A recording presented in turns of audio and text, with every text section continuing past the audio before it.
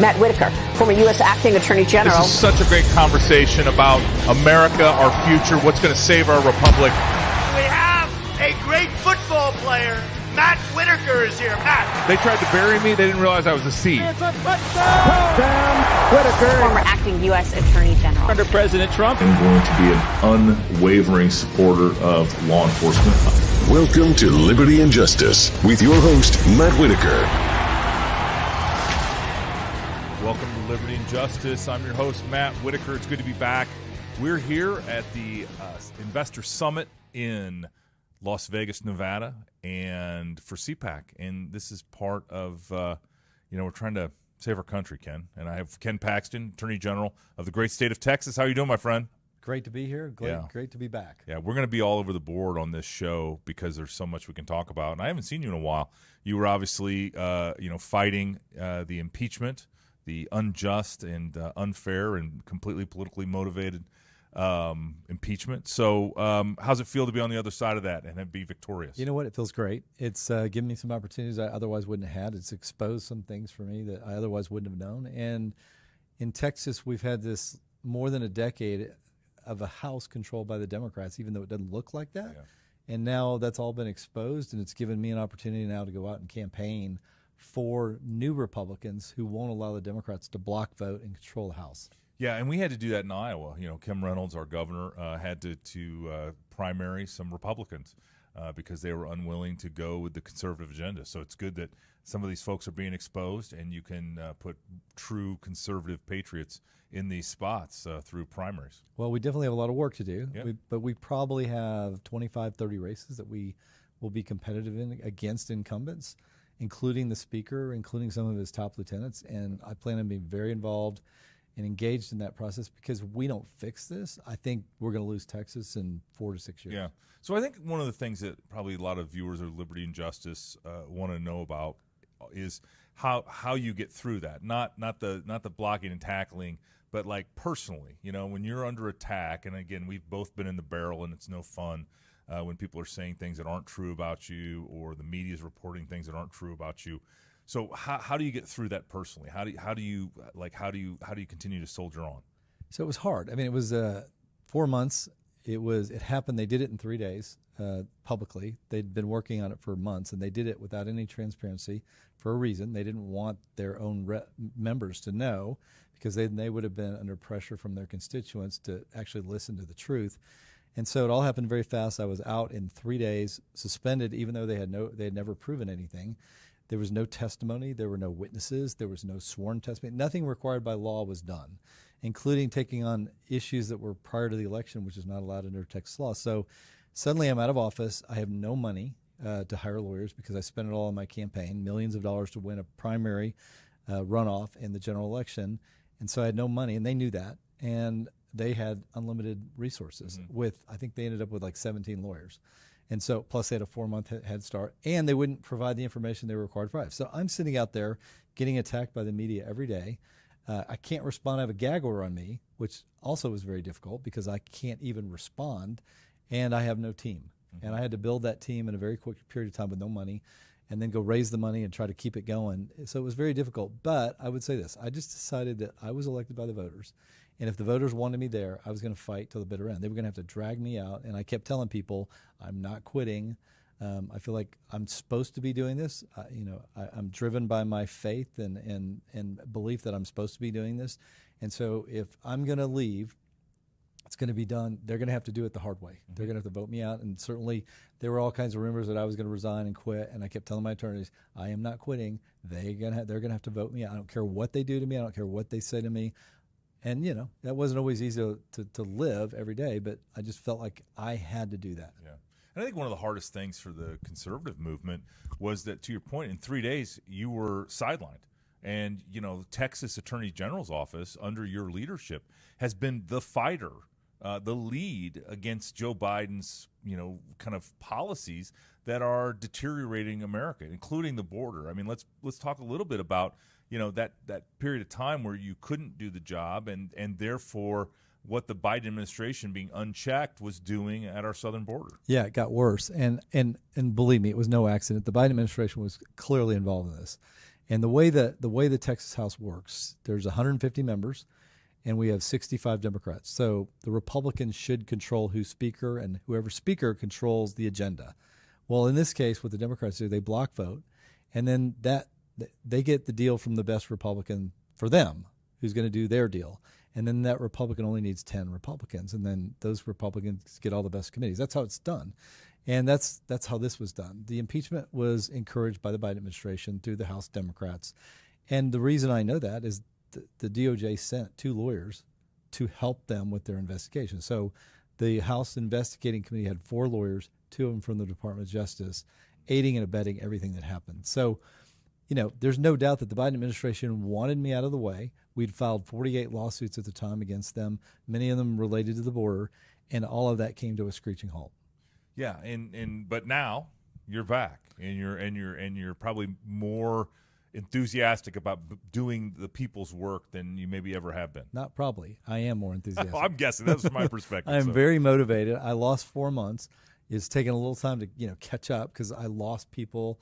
I'm having to reformat my office and get things back on the table that we had been working on. And by the way, I came up with some new ideas while I was gone. So I think in the next week, you'll see our next lawsuit against the Biden administration. You're going to see we're investigating the big pharma. That's as soon as I announced we were investigating big pharma is when I got impeached. So I'm sure they're not very happy. And we got our cases. One of our big cases against Google brought back to Texas from a multi-district thing. So there's a lot of stuff that's going on that I am pushing harder than ever. Yeah, and I know that I've interacted with the folks in your office and you over the course of your tenure, and I mean you do a really good job identifying some really talented individuals and having them work for you to try to advance those important states' rights issues. At the end of the day, I mean that's what you're advocating against: failed policies that aren't working. Tell me how bad the southern border is. I mean, we hear the statistics, we hear how many tens of hundreds of thousands of people are coming into our country illegally. You're living there, you're seeing it firsthand. You're talking probably to the mayors and others that are on the front lines. But just how bad is it, Ken? It was in a remarkably good position when Trump left office, and immediately the Biden administration began dismantling policies and laws that protected the southern border. They did it very fast. We've sued them over it, but that takes time, and so it's given the cartels a lot of momentum because they know now that if they can just get people to the border, whatever the number is, that they don't have to hide. There's no taking time or effort to get around Border Patrol. It's go to Border Patrol and turn yourself in, and then the Biden administration finishes the transaction. The cartels make so much money off of that, and they make so much money off of drugs, which are killing our kids, fentanyl, that they have become, their infrastructure has been built up now. Their infrastructure is better than it's ever been, and it's being built into the United States. It's built into Texas. It's going all over the country, and that will be harder and harder to undo as the Biden administration further encourages and aids and abets the cartels in doing that. All right, in the final few minutes we have here, let's pivot one more time. You were at Game 3 of the Astros Rangers. Now I know you're a Texas elected official, and so I'm going to try to avoid asking you who you were cheering for at that game. But obviously, great for the state of Texas to have the American League championship being played between Arlington and Houston. Tell me, any predictions and how much fun was that game? You know what? It's a great series. I don't think we've ever had a series like that with Houston and the Rangers both vying to go to the World Series. Houston's had a lot more success over the last decade or so. The Rangers have gone to the World Series but never won it. So it's pretty exciting. I was a huge fan of the Astros when they won the World Series last year. I'd love to see the Rangers pick up a World Series since they've never won. But there's no disappointment. There literally is no disappointment for me. Either one of them is going to go to the World Series, and I'll be rooting for whatever team that is. And as a Cardinals fan, I have some strong feelings about the Astros and their baseball tradition, but I'll leave that for another day. But when you're up next in 26? No, so what year? So I've got 3.5 years left. Okay. Of my third term, And obviously, I'll have to decide whether I'm going to do it again or do something else. Yeah, we're not looking for any early announcement. Well, I'm not ready to announce anything. Yeah. Anything else as we're sitting here today and wrapping up that you think is important for the viewers of Liberty and Justice here on CPAC Now? What would you like to communicate to them? So I don't think there's a more important issue. Is as important as the border is important as what we're doing with all these other issues that we've already discussed. Election integrity is a real issue, and it's a real issue in Texas because of what the Court of Criminal Appeals did in Texas. And for those who don't know, most people don't understand, the Court of Criminal Appeals in Texas is our Supreme Court on criminal matters. And they did something highly unusual and struck down a statute that the legislature passed in 1951 that not just authorized but directed the Attorney General to prosecute voter fraud. They did that under the guise of saying that because I'm in the executive branch that I can't go to court. That's a separation of powers violation, therefore I'm not allowed in court. So if they're right, I can't represent the state on anything. All these civil cases that we have, 38,000, the Supreme Court should come tell me right now that separation of powers, I'm in the executive branch. And by the way, every other attorney general in the country, including the U.S. Attorney General, you were violating the Constitution because you're in the executive branch. Yeah, and that makes no legal or logical sense. That was the argument. Yeah, no, and if you think about every U.S. attorney is in the executive branch, every prosecutor is in the executive branch. That was their argument. And you're separately elected as well and accountable to the people. These courts, but this is the left's whole concept, right? They want to put all powers in the courts and then have them do their bidding and not be accountable to the people. What's brilliant about this strategy is there's 9 members. They have 6-year terms, so 3 up in March in a primary. Hopefully we're going to have opponents. They're all Republicans, but no one knows who they are. Even the lawyers don't know who they are. When I go out and speak, I can rarely find a group of people that can know more than one of them, and that's usually a small number. And these are the most knowledgeable Republican voters, and they don't know who they are. What a genius thing to put people in those positions that are Republicans that will do the bidding. And they voted 8-1 to strike this down. So we've got 3 members up.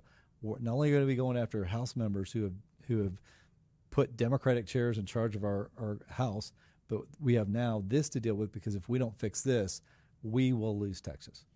Yeah, and again, the left is always trying, by whatever means, and whether it's working with complicit Republicans or trying to cheat their way to win elections, they're always advancing, and they're well funded, as I'm sure you found as part of your recent battle. The left, it just always seems to have the resources to bring to bear in whatever they're trying to advance in as part of their cause. It's absolutely true, and it doesn't seem to stop. I mean, I win one battle, and then they come after you another way, and I think you see what happens to people like me and Donald Trump and others who are willing to stand in the fight. But if we don't do it, we're not going to have the freedom that our founders, set in place for us. Yeah, and this is the hardest thing, because I think a lot of us think of Texas as truly kind of where the heartbeat of the United States of America resides. I mean, it is the spirit of the Alamo. It was a republic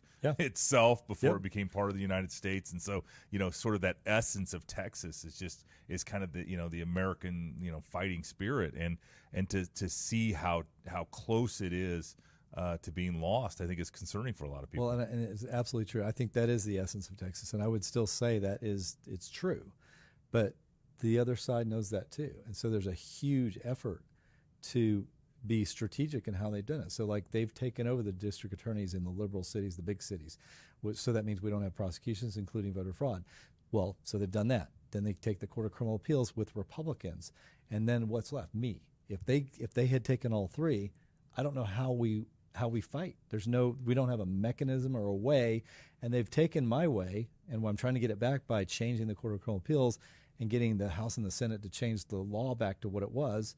And that's the challenge. That's why we got to change the House. We got to change the Court of Criminal Appeals. Yeah, and the other thing is, I mean, as many of us know, I mean, the Texas Supreme Court is actually good. It's this Court of Criminal Appeals that somehow has the final say and is the last decider on certain cases that took this effort on to essentially take away some of your powers to go after voter fraud. And there's probably no more important time to have everything at our disposal to go after voter fraud, because like you said, the left has, especially in places like Houston and Dallas, those counties, Austin. Yeah, Austin. I mean, Same. they've put these Soros type backed and supported prosecutors that don't want to go after voter fraud. That's part of the problem of communicating this message is people are like what you said, Texas, it can't happen there. I remember telling Donald Trump in May, right before the re-election, I said, I am in 12 lawsuits in liberal cities where I'm losing. And if I don't find a way to get above these lower level courts and these courts of appeals that are liberal, you're going to lose Texas. And he said, no, that's not possible. I said, oh, I lose one case. If I lose Harris County or I lose Travis County, you're not going to win Texas. They'll count votes because they're going to mail in these ballots. We won't know where they came from. They'll just be filled in. And I will have no idea. I will have no way to prove that voter fraud occurred once they've let the genie out of the bottle. And I'm convinced that if this is happening in Texas to the degree that I'm fighting, that you are probably going to deal with this in other states. And if you don't address this issue, you're going to find yourself on the losing end of an election where it's been stolen from you. Yeah, and I think we need to remind people because, first of all, of what you were doing in the lead up to that election in fighting all those lawsuits, because you were one of the few state attorneys general that was actually fighting these cases and winning these cases. We won 12 of them. We had to win all 12. I told my team, being 11-1 or 10-2 sounds like a good record. Yeah, got to go 12-0. It's like my Iowa Hawkeyes, by the way. Before we go, I just think I want to put a fine dot on this. Is let's contrast that to what happened in Georgia, where their attorney general settled these cases and consent decrees, and what happened. To your point. Well, and that's a good case study because if you go back to the previous election, Georgia and Texas, similar demographics, similar margin of victory for Trump. We won all 12 of our lawsuits. We fought it. They signed consent decrees, and the difference was Georgia went, 14,000? I don't know what the number is. Some number. They counted votes for 3 days.